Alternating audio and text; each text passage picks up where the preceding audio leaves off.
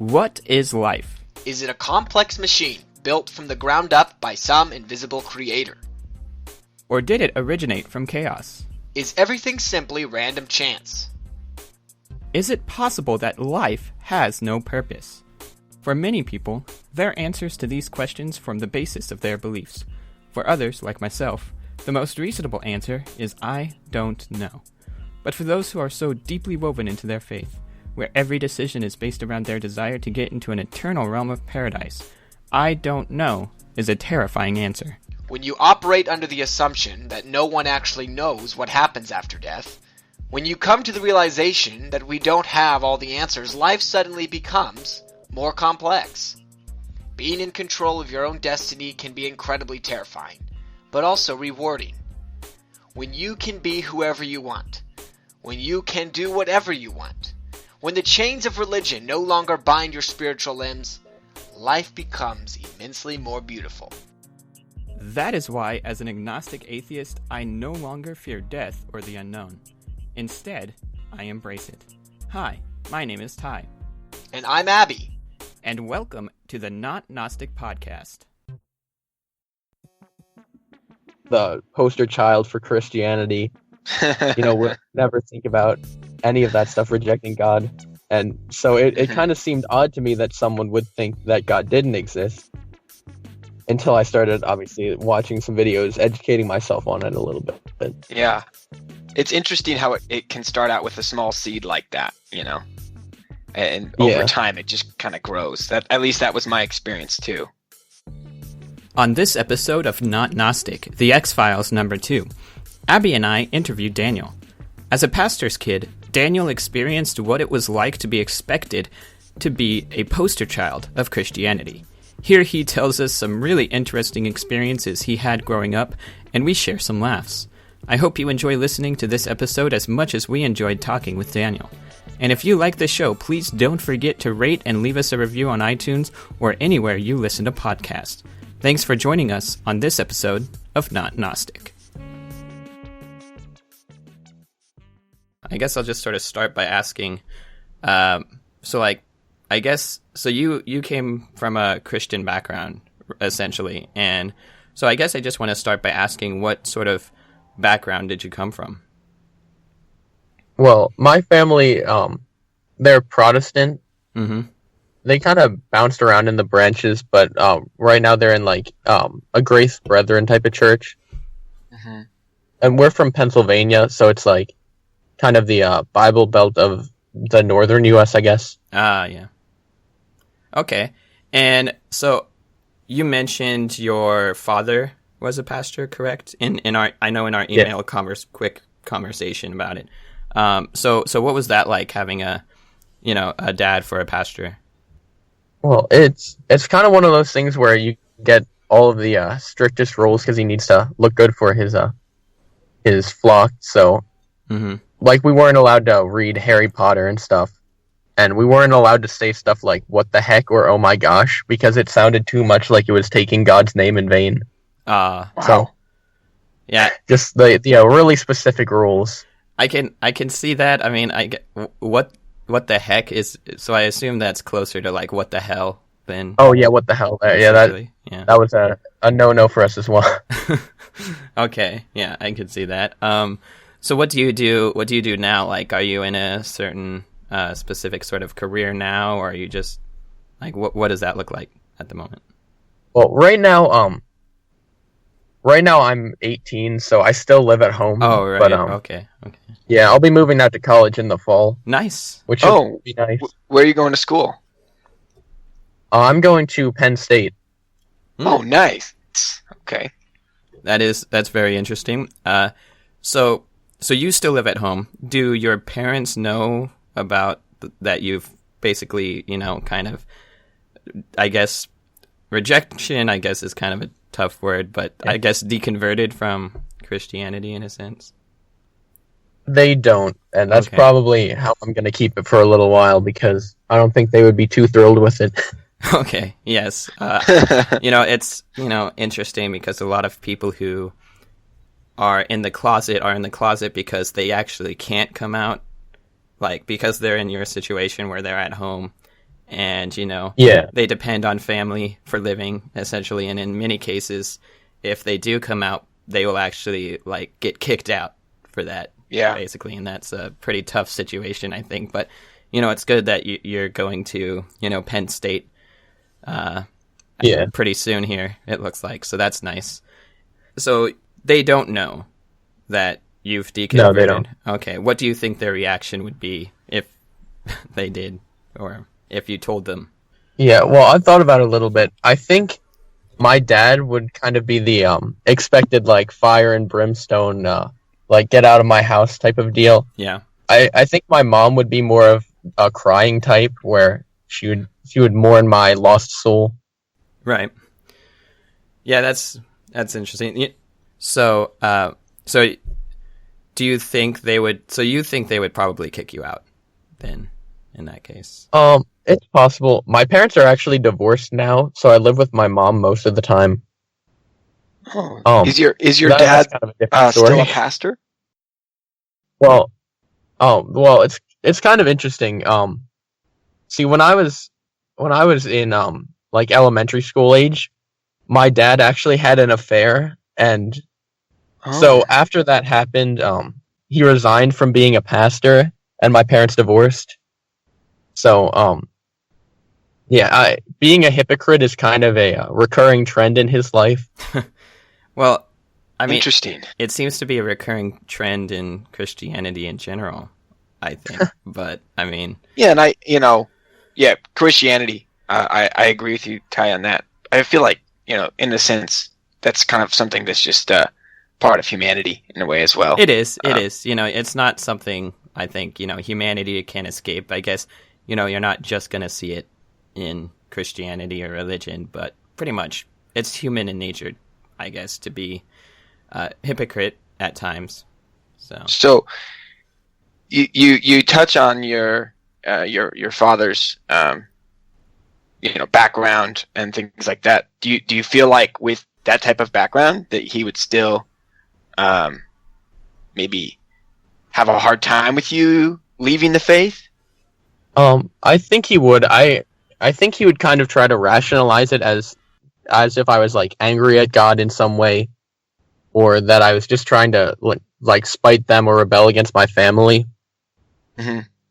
Okay, and so you're in this very, very obviously Christian family, and it's pretty intense upbringing, especially having a pastor for a dad. And so what exactly, when did you start questioning all this? What made you start to question these things that you were being told? I probably started questioning stuff about January of last year, mm-hmm. where I started getting into stuff I went through biology class and I learned about evolution and all that, and then I started kind of looking at YouTube stuff, if you're familiar with The Amazing Atheist. Yes, I am familiar. So. I saw a little bit of his channel. At first I watched it for the political stuff because I liked I was at the time where I was big into laughing at third wave feminists. Mm-hmm. But as I watched it for a little while, I migrated over to some of his religious type videos. Okay.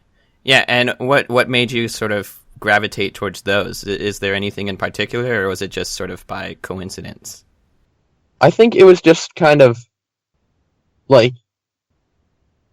it may have even been kind of a forbidden fruit type of deal for me, where I saw these videos and I knew I shouldn't be looking at them, but at the same time I kind of wanted to hear what he had to say. Yeah. Because at the time, there was a time in my life where I was the poster child for Christianity. Would never think about any of that stuff, rejecting God. And so it kind of seemed odd to me that someone would think that God didn't exist, until I started, obviously, watching some videos, educating myself on it a little bit. Yeah. Yeah. It's interesting how it can start out with a small seed like that, and over time it just kind of grows. At least that was my experience too. Yeah. It was kind of a funny thing for me because my dad was stuff like Pokemon, and he would tell us that that it talked about evolution, so we couldn't play it or Yeah. have it. Yeah. That's how it And- was in our church too, right? I think. Yeah. Oh yeah. No, it was very demonic.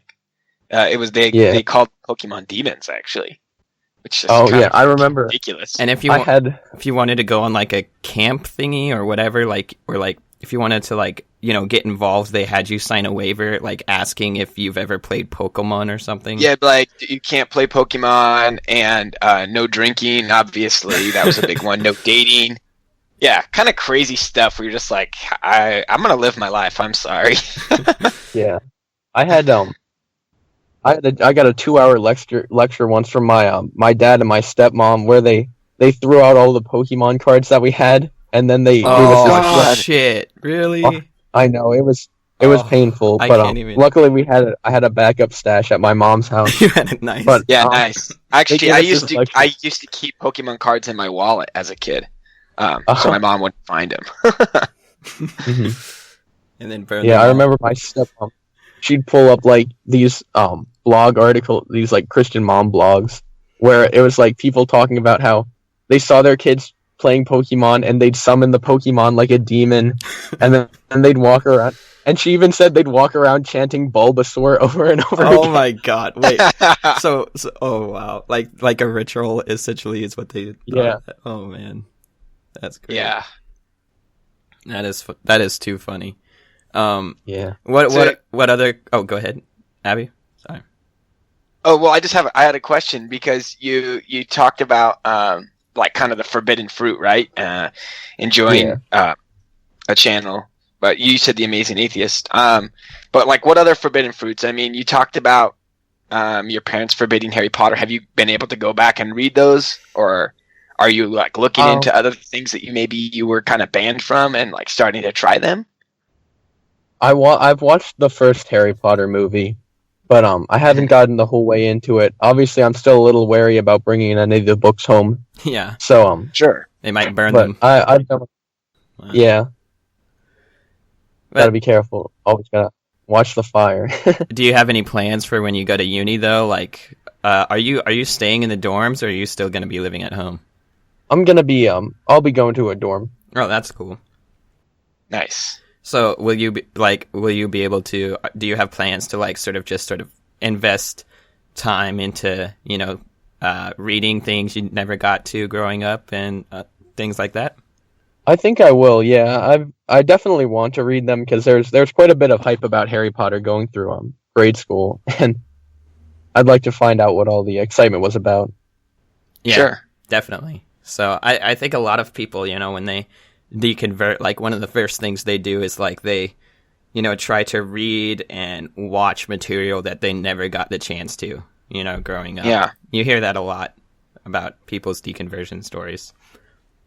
Yeah, Mhm. and one of the things that's really interesting about that is that, most of the time when you kind of go back and look at these texts or watch films and things, you realize, my God, there are some very illicit Christian themes throughout these woven in these texts. Yeah. I mean, a big part of Harry Potter is love and friendship and acceptance and kindness, and it's like, my God, it's so ridiculous that something like that could just become the enemy of the church. Yeah.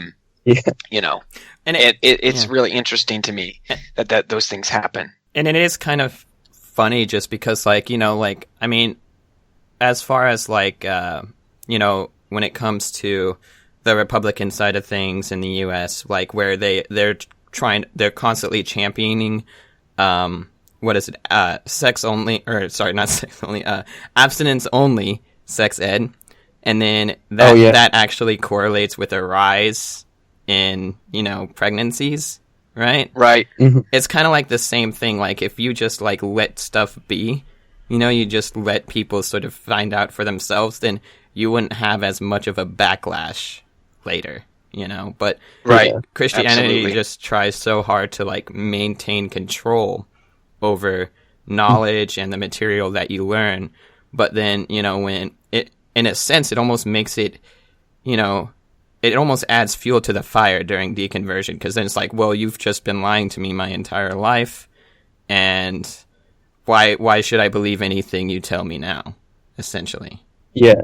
So Exactly. When I first decided, when I first accepted the fact that I didn't really believe in a god, one of the first things that I did is I read up on evolution as much as I could. And I read Bill Nye has a book called Undeniable, and it's about evolution. Yeah. And I read that, and I read anything I could get my hands on about evolution. Yeah. That's good though. I mean, I just, I was lucky though, because, my parents they let me choose, and I think that's really what it comes down to, is you should just let people choose what they want to believe. And, you should let them sort of I guess read books, read tons of things and let them arrive at their own conclusions, no matter what those conclusions may be.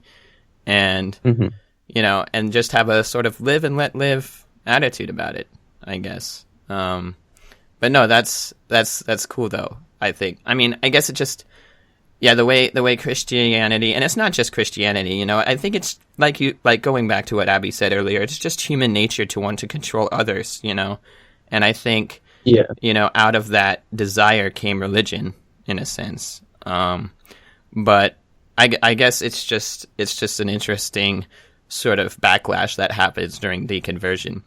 And do you have, are most of your friends, Daniel, by the way, are the majority of your friends religious, or do you have a mixture of friends? How do you think, if you do have friends who are religious, how do you think they would react to your deconversion from Christianity if you told them? Well, I actually do kind of have a mixed bag. It was kind of a pleasant surprise for me when because about the time that I stopped being religious, I found out that a whole bunch of my friends weren't either, which was kind of nice. Yeah. So we had a couple good rants to each other about it, but there are a couple of friends that are there's really a lot of power in that, being able to confide in friends. Yeah, exactly. Yeah, I mean. Oh, sorry. Go ahead. No, you were talking first, so. Well, I was just gonna say, but yeah, there are for a lot of my friends who are religious, I don't really hide the fact that I'm not religious. I mean, I don't go up to them and tell them that they're dumb for believing in a god or anything. Right. But if I'm pressed on it, I'll say no, I'm not really religious. Yeah, I mean, and a lot of people are they just will be angry on the internet. But then, when it comes to face-to-face interactions, I don't think that's how the majority of people would actually react. The internet gives us, anonymity, so it's easy to be a little bit more angry about things. It's easier to lash out about certain things without having that sort of backlash, without having to worry about how someone will react to it, essentially, But, no, that's cool, though, that you had that sort of thing. I think, saving grace, so to speak, for me was, in college, I think the majority of my friends, I had a mixed bag too, actually. So I think the majority of my friends on Facebook are actually probably Christian, I think. But I had a lot of friends in college who were also atheists, or, I never asked them, but, they obviously did not believe in a God. So it was nice because, I didn't have to, I could tell them or not, and it didn't matter, essentially. But, yeah. So I think that's really cool. I think a big reason why I like to do, interviews like this is because, especially if people are in the closet still, it's really nice to be able to talk to someone else about this, or it's nice to be able to listen to other people's experiences, and then they can be like, oh, hey, that happened to me too, essentially. Right. So I think that's very important to know that you're not alone in whatever you're experiencing.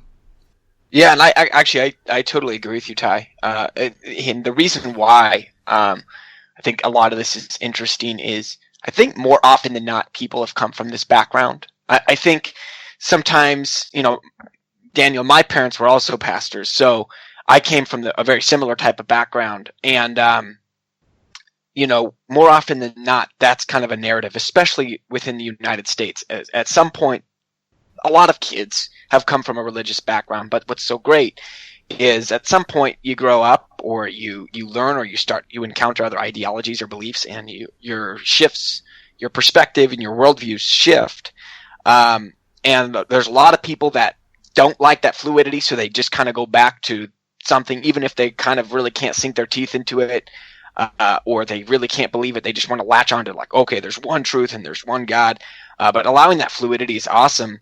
And then you meet all these people that have come from the same thing. And I think the university is a wonderful place where that happens. I would imagine, Daniel, that Absolutely. I mean, I can't really speak for you, but I know that the bulk of kind of my process of leaving came from university and start trying new things that I never had tried before in my childhood. And so those types of things really allowed me to kind of shift my perspective and grow and not be so subjective with my truth. And you talked about, like your interest in evolution and stuff. I think those are all great things, like moving forward in your life, I guess, because that will get you the ability to form your own identity and your own beliefs about things.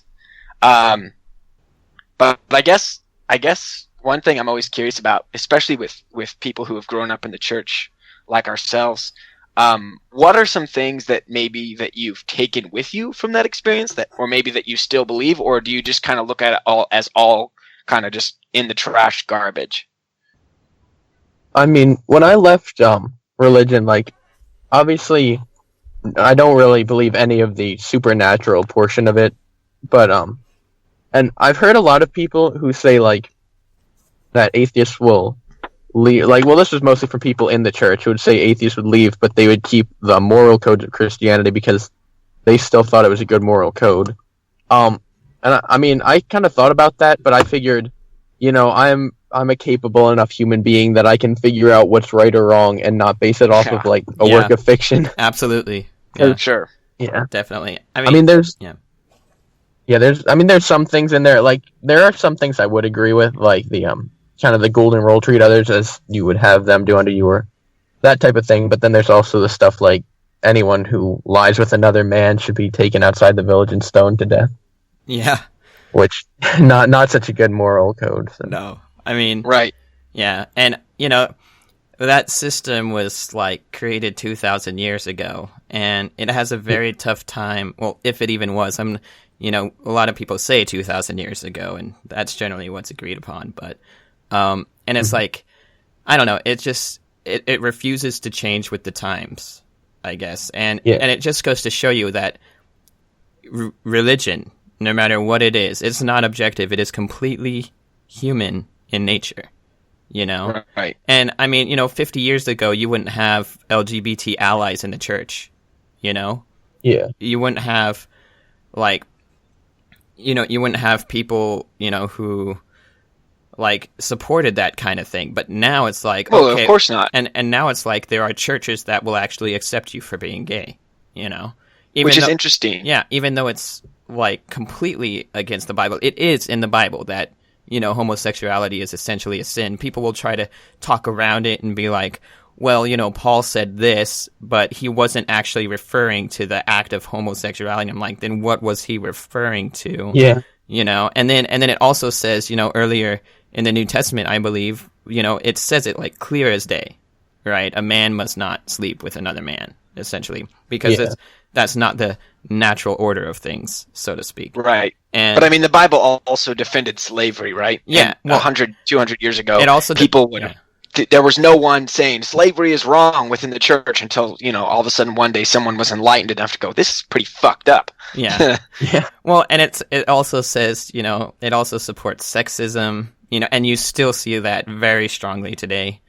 Although, surprisingly, Abby, not as much at our church, because we did have, women leaders in our church. Yeah, there were women who were within leadership and were pastors and speakers and things like that. But tradition, which is great. Yeah, that's good. I think in terms of kind of the church's future, if they really kind of want to be relevant in today, they really need to drop a lot of shit. Oh, they do, and they will if they want. And I think a lot of the issue I have with that statement is that, and maybe you can talk about your own sect a little bit, Daniel, and kind of what it's doing.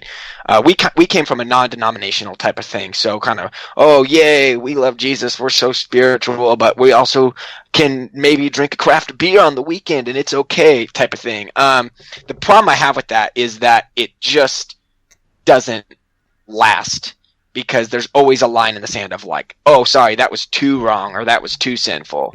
Oh, you're gay? Sorry, we can't have that. But right.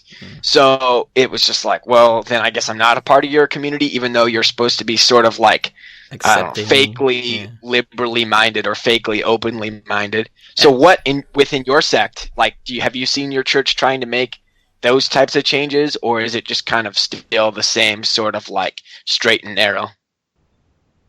For the most part, well, my church, it's kind of like borderline evangelical. Not quite that crazy, but it's definitely rooted down pretty hard on not making any progression towards accepting people like gay people or giving women any type of leadership in the church. They're definitely very like yeah. I mean, ours was pretty evangelical, if I'm not mistaken, right, Abby? I think. Oh, it was massively. Yeah, it was all about you know. It really. I mean, at the end of the day, that church. And this is sort of tangenty, but it kind of needs to be said. It really wasn't about evangelism. For the end goal, it was about getting more butts in the seats so they could fill the coffers and pay for their fancy cars and shit. Yeah. But essentially, yes, evangelism for the sake of not really evangelism, but for the sake of offering. Yay, give us money. So I want to ask a question though. So Daniel, during your like questioning phase, what was the straw that essentially broke the camel's back? Like, what made you think, like, okay, this is all definitely 100% BS. I'm not going to believe in this anymore.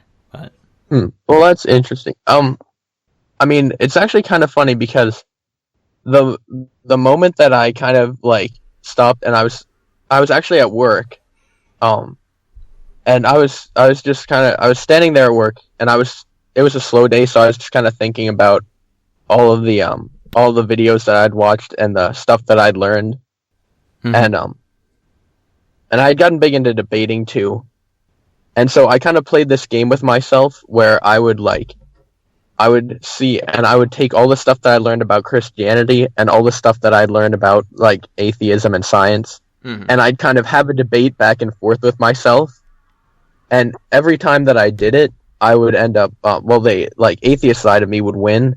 And so I kind of just stopped there, and I was like, well, I guess that means I don't believe in God anymore. So, And so I just kind of looked around. Nothing really changed. No lightning bolt had come and struck me down, so I was like, I'm good to go.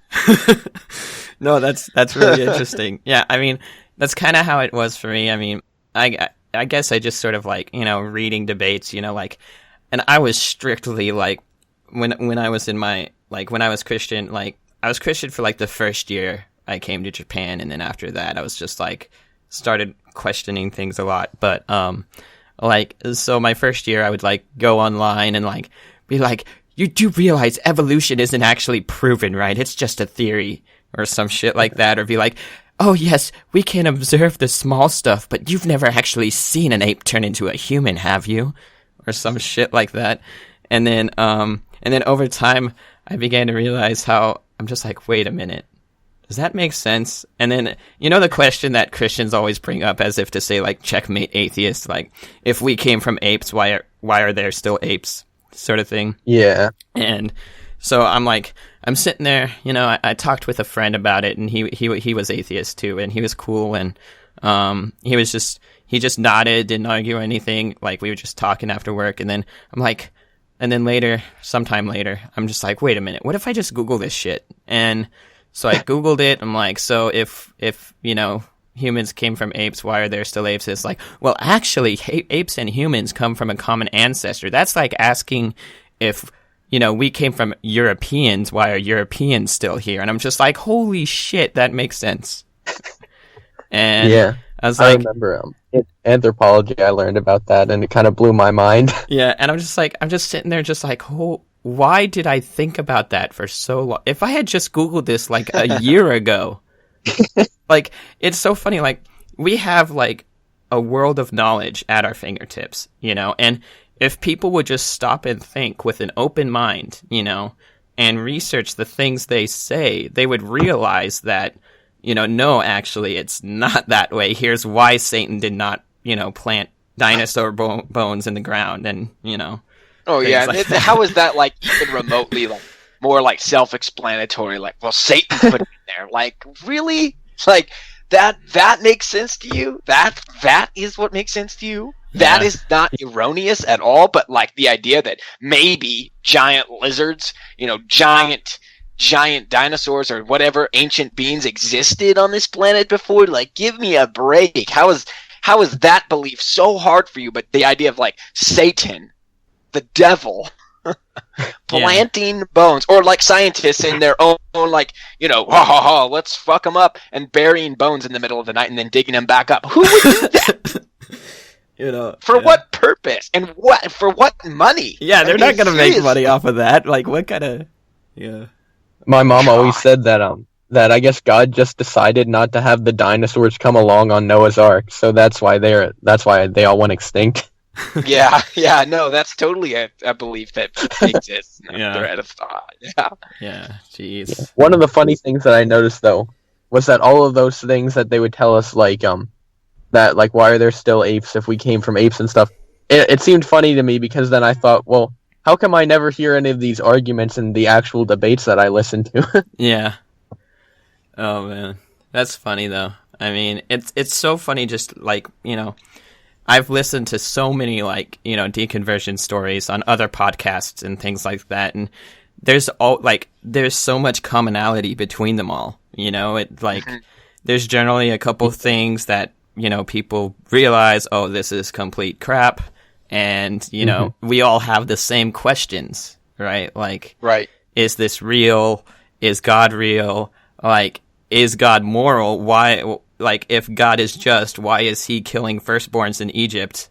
Or like, why? Yeah. And so it's just, I think it's a really interesting process. And it is an interesting process. And that's how you know that your belief is genuine. I think when you try so hard to hang on to that Christianity or whatever religion you came from, you try to find every ounce of truth in it to keep believing in it, or to keep believing in God. Even you'll be like, for a lot of people, maybe, like for me, it started out with just leaving the church basically, and I was like, I don't want to associate with you anymore, but I'll still believe in God. Or I'll follow the Bible my own way because this is nonsense. And then after that, it's like, well, then why don't I just live by my own set of morals or something like that if I'm going to do that? And so it starts out with one thing, and then it just sort of gets bigger. Like you said, Abby, earlier, it starts out with a small seed, and then right. Well, there's something beautiful to that, right? I mean, kind of going back on what you said.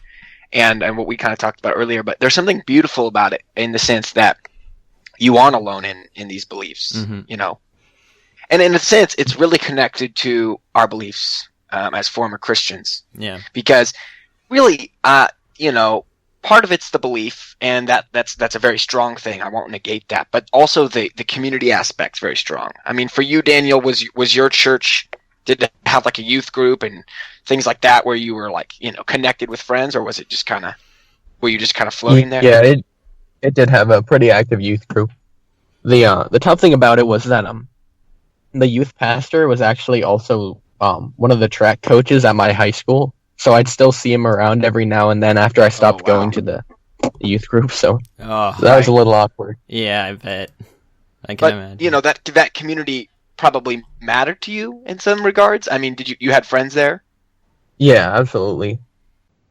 And so, yeah, even 2 years ago, I went to like the summer like Momentum Youth Conference that they have for the whole U.S. with them. And there's a lot of power in that. There's a lot of power in that. And what's so great is, even though that community can have toxic ideas, it's still a community, and it's a place that maybe as long as you play along, you belong there. Yeah. So what I think is difficult in the process in leaving is that you feel a little isolated, or you feel a little alone, or maybe you're scared to tell people exactly what you believe because for fear of rejection, and sadly that happens. But there are people out there that are like-minded, Daniel, which is awesome. I mean, we've dedicated a whole podcast to talk about these issues because we're passionate about it. Yeah, and it's really interesting. And I think that the more we leave and the more we are able to be out, we can construct what matters to us, and that's powerful. Yeah, definitely one of the most helpful things for me was having like a few cool atheist friends who were like Yeah. they were atheists, but you could tell they didn't actually like hate God, and they weren't like depressed because they didn't have him with them. Yeah, and and that's funny too. Like when I first deconverted, I had atheist friends, or like when I went abroad, and I met atheists, and they were genuinely cool people. They weren't spawn of Satan, like the church constantly spouted, it seems, or Yeah. and like there were lots of cool people who didn't believe what I did, and they weren't depressed. They had their own set of moral code, or like they had their own positive outlook on life, and it's funny too, you see it in TV as well, like atheists will constantly be like portrayed as pessimistic, like emo, like I guess really depressed and angry people, and it's like, no, that's not how it is at all, Seriously. and it's like, and it really pisses me off too when I see it, and I'm just like, and it just goes to show that like even supposedly secular things are still influenced by I guess religion in a sense, but so I mean, it's really nice to be able to still have like a even a small circle of like atheist friends to talk about that stuff, especially during your questioning phase. So, Definitely. I have a question though. So you mentioned before we did the call that you had some pretty crazy stories to tell. I'm not sure if you've told them all yet, but I just want to. I have a question that I've been meaning to ask. So what's the craziest thing that happened to you while growing up in the church? Let me think. Well, the whole Pokemon lecture was definitely up there. Mm-hmm. There was also the time that our dad and our stepmom told us that like none of us would be welcome at their house if we were gay. And then like Damn. then my dad later asks me if I'm gay, and I'm like, no. And he was like, if you were, would you tell me? And I was like, honestly, no, because he'd kick me out. That's, at least you're honest. So Yeah. how did he take that? Well, he was like, yeah, I kind of figured. That's Which is interesting. fair. Yeah. So now that you are going to university soon and all that, what are your plans for the future, I guess? What do you plan to study? I'm going into agricultural engineering. Ooh, that's interesting. Wow. Yeah. So Fascinating. So have you done research on that? I'm not exactly knowledgeable in that area, but what essentially will you be studying? I'm going to be doing a lot of like irrigation and manure management type of systems, and maybe some like different barnyard setups. Okay, that's interesting. So do you live in a rural location then? Is that? I do, yeah. Okay. Yeah, I'm not. I mean, I've heard of Penn State, but I'm not familiar with that area. So, but that's really cool. And what do you prefer to identify as anything since deconverting? Like, do you identify as like strictly agnostic, or are you like atheist, Gnostic atheist, strong atheist, weak atheist? How do you identify yourself? Like, I would consider myself an agnostic atheist. mm-hmm. I mean, like, obviously, I don't know for sure that there's no God, but I'm pretty comfortable in saying there isn't, and I'd say I know for sure that there's not a God that looks like a bearded old man in the sky.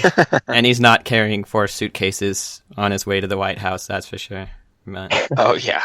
gosh, I'm always reminded of that meme, and I don't know, it's funny. But so that's cool though. I think a lot of people, I would say the majority of atheists are probably agnostic atheists. Yeah. And I mean, really, like, no one knows, but I would say, like, no evidence of something is pretty strong evidence that something doesn't exist. Or Yeah, especially something so significant. Exactly. And especially, like, something like the God of the Bible, right? I'm going to say I'm 100% certain that the God of the Bible does not exist. And if God does exist, he either doesn't give a shit, or he just doesn't interfere. That's how it, like, that would be the most logical I guess, if you were to believe in a God, that would be the most logical position I think someone could take on it. Yeah. So, I mean, just because, you look at the world and it's like, if God is good, all-powerful, omniscient, omnibenevolent, then why is there so much crap? Basically. Yeah. So, but yeah, no, that's really cool. And I guess... Yeah, that was... Yeah, go ahead. Sorry. Okay. Oh, no, I'm finished. I was going to say that was one of the interesting statistics that I read when I was researching things was about studies on the efficacy of prayer, and how they did studies where they take like this test group of 900 people and this control group, and they pray really hard for the 900 people in the test group, but they don't pray for the 900 people in the control group, and they all had, I think it was some type of cancer, but they wanted to see if these people, like, if it would affect their, like, 5-year survival rate and their health in cancer, and it didn't have any effect. Yeah. I mean, and actually, funny thing, again, talking about, like, arguing things as a Christian, people would often cite studies like that, in online debates. And I would be like, well, it's prayer. You can't analyze that. You can't analyze God. Science isn't, like, it's not competent enough, And then it's just like, well, then there's no debate here, right? Yeah, if we right. can't, and then it's like, it's such a, I don't know, I guess it's just like strong cognitive dissonance. And Yeah. One of the problems I kind of have with that, though, if I may, is that, I have my bouts against faith because of my background, and certainly because of how I've changed over time in my life and what I've allowed in my life to change me. But I feel like in situations like that, like sometimes faith really can be, even if someone's going to die of a terminal illness, it can be kind of their saving grace, because sometimes having to hold on to something like that can be so hard for people. And that's why faith plays an important role in people's lives. And that's why, as someone like me, where I'm at in my life today, I don't belittle anybody for their beliefs, unless, of course, it harms another person. Like if they're like, "Oh, we don't like gay people," blah. That's kind of like, okay, that shit needs to be tamed and stopped. But I guess in terms of praying for someone, even if it's really going to no one, that means comfort to somebody. Well, right. That gives them comfort, and if that's what helps them, then great. Also, if smoking weed makes your cancer better, also great. But yeah, it's kind of interesting, for me. Yeah. Like that study makes a lot of sense. It makes a lot of sense, but prayer is a helpful thing for people, and it shouldn't be like looked down upon as like weak. No, it I shouldn't. think. Yeah. I was just gonna say, I definitely see faith as like a source of comfort. It can be beneficial in a way.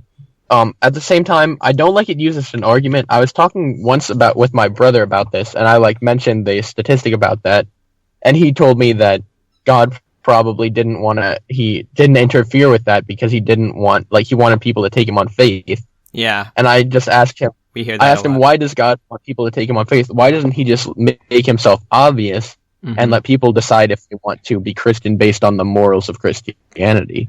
Yeah, that's really good. Exactly. That's a strong argument.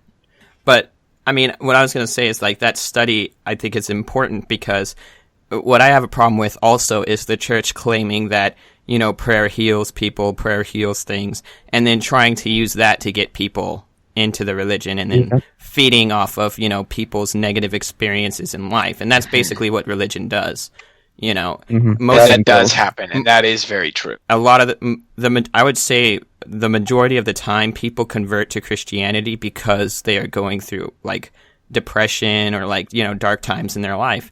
And, and you see it too, I think, even in people who deconverted, and then they reconvert because of that. But Christianity and religions like it, they feed off of that negative emotion, and then they say, well, actually, you're loved, and then, or actually, prayer can heal you, and then that's how they get you in, and then it's they use that as power, I guess, over you. And, I mean, on the surface, it looks positive, it looks like it's helping people, but in reality, I think it does more harm than good. Especially when, you have people who say that, who will try to resort to prayer rather than going to the doctor. or something like that. Mhm. And in that case, I think these studies are important because they show, well, God didn't heal cancer in this case. Right. And it's funny too, because like at our church, they would always do like healings, right? Or not always, but they would occasionally have, healing sessions, right?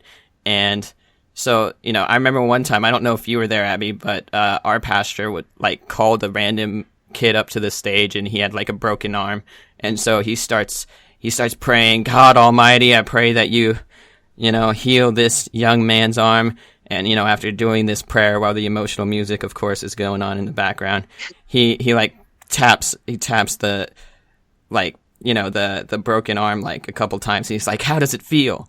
And the kid hesitates. He's like, what? And the pastor's like, how does it feel? And the kid's like, what the, he's thinking, what the fuck am I supposed to say right now? And he's like, right, exactly. And he's hesitating. He's like, hot. And the pastor's like, that's the power of the Holy Spirit. And then it's like, no, that's not the power of the Holy Spirit. You just essentially like peer pressured that young kid into, Yeah, also his arm is enclosed in a sweaty ass cast. Yeah. So, of course, it's fucking hot. They always heal people like where you can't see like anything going on, Of course, they're not going to call an amputee up and pray God to, regrow his limbs. They're going to pray for something else if they do that because, God doesn't heal amputees. That's a big no-no. Or he doesn't heal cancer apparently either. So, yeah, it's just interesting to me. But that's really cool. So you're going to Penn State and you'll be studying agricultural engineering, right? Yep. Okay, cool. Do you have any other direction that you want to take in your life now, or are you just going to basically focus on studies then? I probably will do a lot of studying. I don't know if I'll get into a lot of clubs or anything. I definitely was looking at maybe doing like a debate club or some kind of like if Penn State has some sort of secular club, that would be obviously. And I'm sure they do. I mean, unless it's like a hardcore Christian college, I'm sure there's probably like a secular or free thinking club on campus I would imagine somewhere. Colleges are filled with like those types of things. I think even ours did, right? And ours we was did. We had a secular student alliance. Yeah. It was a really new organization when I was there, but still good. And we're from a pretty Christian influenced area, so. But I mean that'll be great. So we have about, I would say, a few more minutes. Do you have any questions, or Abby, do you want to ask any questions that? I'm happy. I You're think good? Daniel has given us a lot to chew on. Yeah, I mean, a really great story. I think we had a lot of good time talking with you. So. Yep. Thanks, I appreciate it. Yeah. And if you want to come on in the future again, just, we'll tell this to everyone who comes on, but, say 2-3 years after this, after you've studied and done a lot of things, just, I guess, give us an update and we'll have you come on again if you want. So. Yeah. Well, I would just say, Right, to you, Daniel, I mean, I'm a little older than you now, so with a little experience and distance, I would just say, embrace it all, man. I mean, I know that maybe you're in a tough situation, and I can totally respect that and understand that. But yeah, as you kind of move forward going to school, allow yourself to continue to open, and you seem very open-minded and open to things. So just continue to open and try new things. I think that in that, some of the greatest things come out, and I think college is a great chance for that. And if not college, there's always an experience once you're able to kind of get some stability out of your parents' house and things like that. Those are amazing opportunities for new things. So you're at a really exciting time in your life, and that's really cool, man. Yeah. But yeah, thank you for coming on. And all right. Yeah. No problem. No problem.